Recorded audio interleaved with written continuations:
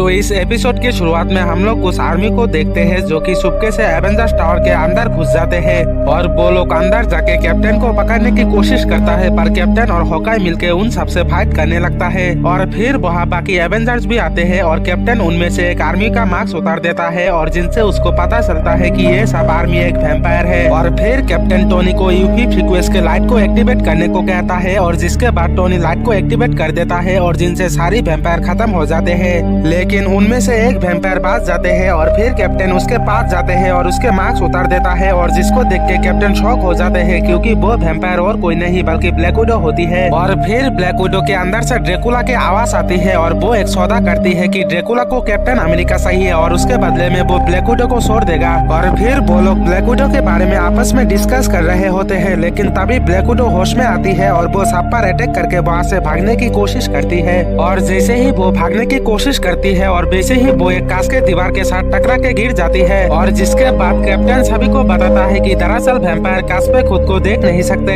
और फिर Tony black window के बारे में रिसर्च करते हैं जहाँ पे उसे पता चलता है कि वो रेड स्कल के पीछा करते हुए ट्रांसफॉर्मेनिया गई थी और तभी से वो वैम्पायर बनी। फिर कैप्टन कहता है कि हमें देरी किए बगैर ट्रांसफॉर्मेनिया पे जाना चाहिए, लेकिन टोनी को अभी भी यकीन नहीं हो रहा था। वो कहता है कि अगर रेड स्कल इसमें शामिल है तो शायद ये मोडो का ही प्लान होगा। और वो लोग ये डिस्कस कर ही रहा होता है कि तभी जार्विस फेल हो जाते हैं और जिसके बाद टोनी कहता है तो अब हमें ट्रांसफॉर्मेनिया पे जाना ही पड़ेगा। और फिर वो लोग ट्रांसफॉर्मेनिया पे जाने लगता है और तभी कैप्टन अमेरिका उसके स्टोरी कहता है। दरअसल हाइड्रा ट्रांसफॉर्मेनिया पर हमला करने की कोशिश कर रहा था और ड्रैकुला को उसको बचाने के लिए कैप्टन के साथ दोस्ती करनी पड़ी। और तभी थॉर कहता है कि तो आप वो तुमसे क्या चाहिए। फिर कैप्टन बोलता है ड्रैकुला एक राजा है, उसको जो चाहिए वो छीन लेता है। पर कैप्टन को ये नहीं पता कि ड्रैकुला उससे क्या चाहिए। और इसी बात पर ब्लैक विडो उन सबको ड्रैकुला के प्लान के बारे में बताने की कोशिश करता है, पर वो वैम्पायर होने के कारण कोई भी उसके आसपास ही नहीं जाते।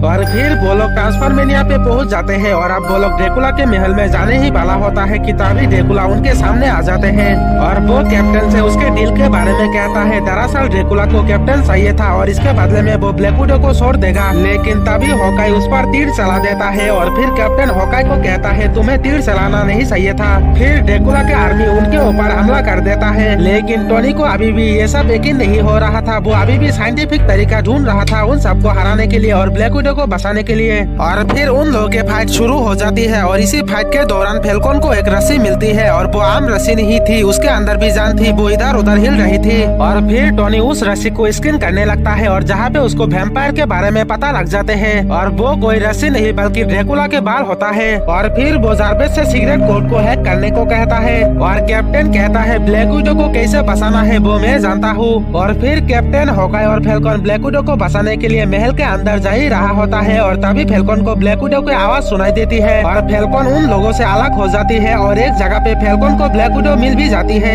लेकिन वो ब्लैक विडो नहीं बल्कि वैम्पायर होती है और वो फेल्कॉन के ऊपर हमला करने की कोशिश करती है। लेकिन तभी वहाँ हॉकाई आ जाते हैं और जिसको देख के ब्लैक विडो रुक जाती है, लेकिन तभी वहाँ ड्रैकुला भी आ जाते हैं और वो फेल्कॉन और हॉकाई को पकड़ लेता है। और फिर वहाँ कैप्टन आकर ड्रैकुला को बताता है मैं तुम्हारे साथ आने को तो यार हूँ, लेकिन इसके बदले में तुम्हें उन सबको छोड़ना पड़ेगा।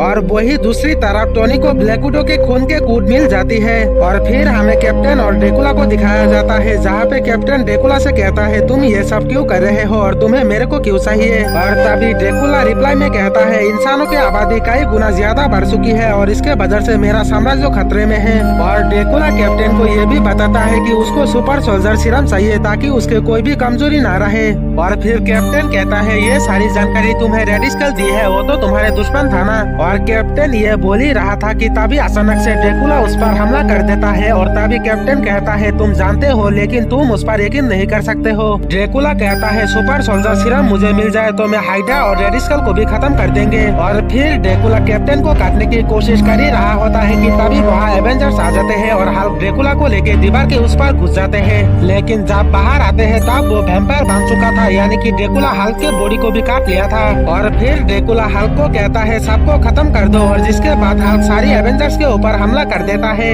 और अब हल्क पहले से भी और भी ज्यादा स्ट्रॉन्ग बन चुका था। और दूसरी तरफ ड्रैकुला कैप्टन को काटने की कोशिश करता है, पर वो काट नहीं पाते और वो बहुत ही वीक पड़ जाते हैं।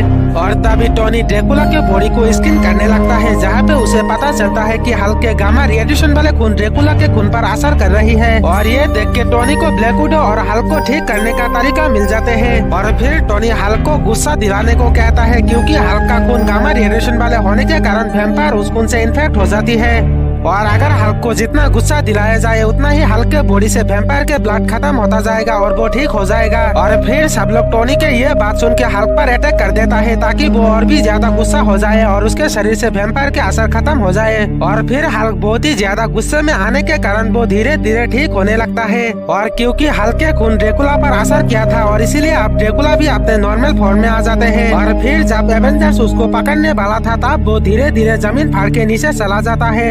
और अब जमीन फाटने की वजह से ड्रैकुला के महल भी टूटने लगता है। और फिर सारी एवेंजर्स ब्लैक विडो को लेकर बाहर से निकल जाते हैं। और फिर टोनी हल्क के खून से ब्लैक विडो को ठीक करने लगता है, क्योंकि हल्क के खून वैम्पायर के खून से असर करती है। और फिर हॉकाई कहता है, आप ये भी ना हल्क बन जाए। फिर टोनी बोलता है, नहीं, ये हल्क नहीं बनेगा। और फिर हम लोग रेड स्कल को देखते हैं, जो कि ड्रैकुला के पास गई थी, क्योंकि ड्रैकुला के हालात बहुत ही खराब हो चुका था। और फिर रेड स्कल ड्रैकुला को उसके साथ काम करने के लिए कहता है, और जिसके बाद ड्रैकुला भी रेड स्कल के साथ काम करने के लिए मान जाती है। और वही दूसरी तरफ हल्क के खून की वजह से ब्लैक विडो अब ठीक हो जाती है। और इसी के साथ ये एपिसोड यहीं पे खत्म हो जाती है। तो हेलो दोस्तों, ये एपिसोड कैसा लगा कमेंट पे जरूर बताना। और हाँ, अगर ये एपिसोड अच्छे लगे तो वीडियो को एक लाइक, और अगर आप लोग चैनल को सब्सक्राइब नहीं किया है तो चैनल को सब्सक्राइब करके बेल आइकन को ऑल पे प्रेस कर देना। तब तक के लिए मिलते हैं अगले वीडियो में।